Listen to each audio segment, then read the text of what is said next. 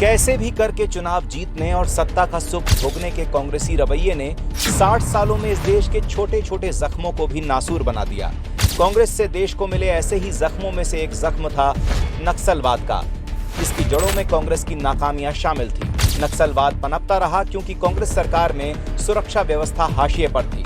नक्सली क्षेत्रों के विकास के नाम पर सौतेला व्यवहार हो रहा था और बच्चों की अच्छी शिक्षा का कोई इंतजाम नहीं था।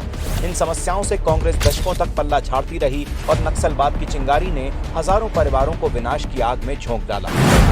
2014 में सरकार बदली, मोदी जी देश के प्रधानमंत्री बने और नक्सलवाद की जड़ों पर प्रहार के साथ इसके खात्मे की शुरुआत हो गई।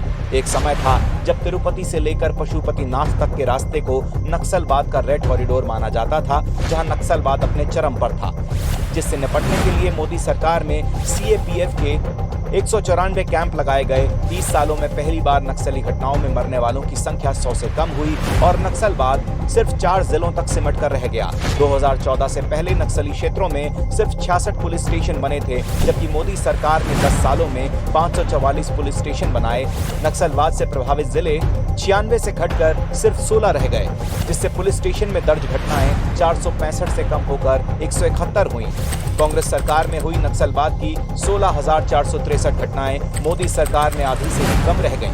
कश्मीर, नॉर्थ ईस्ट सहित कई क्षेत्रों के 13,000 नक्सली हिंसा के रास्ते को छोड़कर समाज की मुख्य धारा में शामिल भी हो चुके हैं। कांग्रेस की सरकारों में रुक चुका नक्सली क्षेत्रों का विकास आज मोदी सरकार में प्रगति के नए अध्याय लिख रहा है।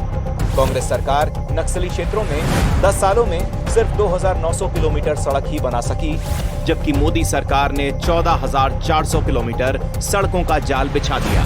कांग्रेस राज में मोबाइल कनेक्टिविटी से अछूते रहे नक्सली एरिया में मोदी सरकार 6,000 मोबाइल टावर से कनेक्टिविटी प्रदान कर चुकी है।